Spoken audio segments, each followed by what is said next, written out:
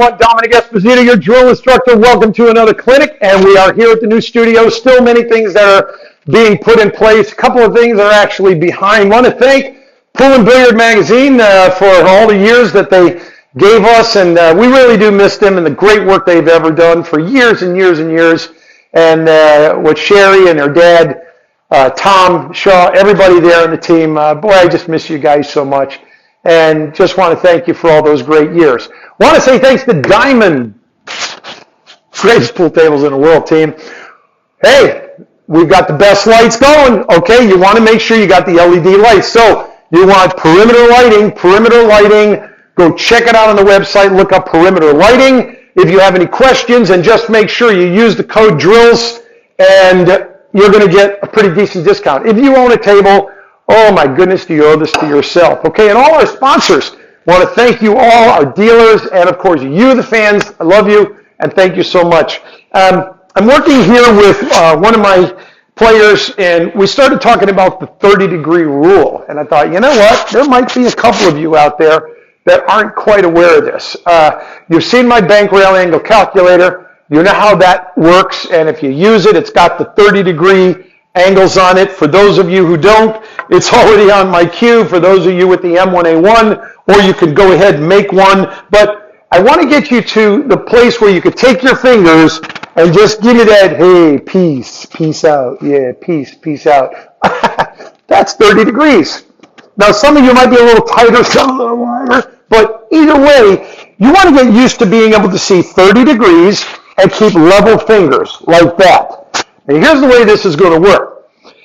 Your opponent has a situation where they scratched. Maybe you get ball in hand, okay? And you've got a 9-ball hanging in the corner, and you're chomping at the bit. And, all right, there might be something else here, and otherwise you go, well, just wanted to shoot the combination. I'm teaching you a lesson. Forget the logistics. The lesson is this. If I want to shoot that 1 ball, and make that 9-ball too, where do I put it? On the table. Well, here's the deal. Anytime you shoot the cue ball with a natural roll into an object ball, at whatever angle it hits that ball, after contact from that line of the shot, that ball is going to travel off at 30 degrees. Isn't that great news? So here's the momentum of what I want you to learn to do. If you want the cue ball to veer off to the right side, I want you to use your left hand. If it's going to go off to the right side, like in this case, we're going to make the 9-ball in the corner, I'm going to use my right hand. The reason why is, in either case, I want you to use your middle knuckle and visually look through the line.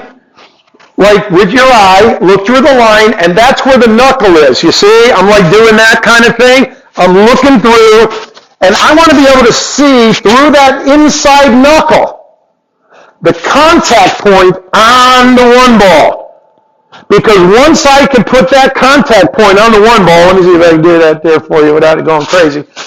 Once I can see this position on the 1 ball, then what I know is from this position, if I make this the shot position, so you see I'm going to go through the ball. There's my line. The cue ball from this point of contact, we will say, will automatically roll off 30 degrees. From the point of contact, it's going to go 30 degrees from the line I was shooting from. So when I take that measurement, and I have ball in hand, which is kind of cool, I like to kind of get the ball right under that same middle knuckle, and you get used to doing this. If your hands are a little small, you'll get used to it. It doesn't matter. You'll get close. I spread that 30 degrees. I look at that inner knuckle, and I'm moving around. But you see the finger? This extra finger, the index finger, right hand, left cut. Then what's going to happen? Actually, let me say it right. Right hand for right cut. Left hand for a left cut. But I was talking about the direction the cue ball is going to go after the hit. So if I hold this ball and I start moving around, this finger is showing me, watch, I'll put a ball at the end of it. it's showing me the direction that this ball's going to go after I make contact.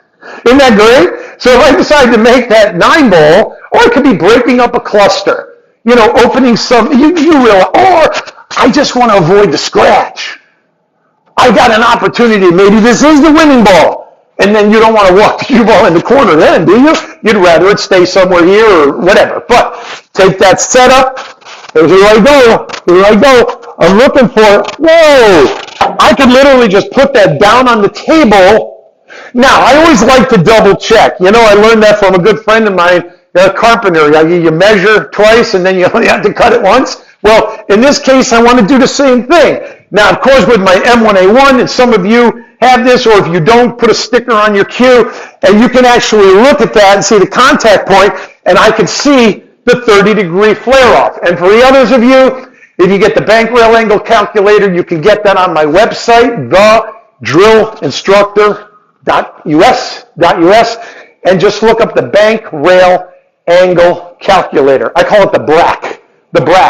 And it's on YouTube. It comes with over an hour of training tutorial. Go look at that. And then you'll go, yeah, I want that, I don't want that. But it will help you with your 1-rail kick, 2-rail kick, all of your banking, your 30-degree carom, and your 90-degree carom. It's all right on that, okay? Now, if this is the accurate position I'm looking for, whichever hand you want to use, and I've gotten a protractor to teach me to make sure I got the right measurement, then as you roll this shot in, let's see what's going to happen. You roll the ball in the hole. Look where the cue ball is going, everybody.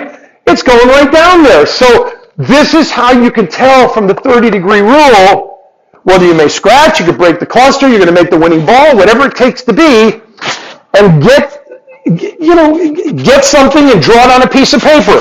Cut it out, put it on the table, and get used to practicing. Put the point of it right at your finger. Okay, so like if I, when I draw something on here like this, and you get used to whatever it is that you've got that piece of paper there so that you can, and you get used to your fingers and what is 30 degrees.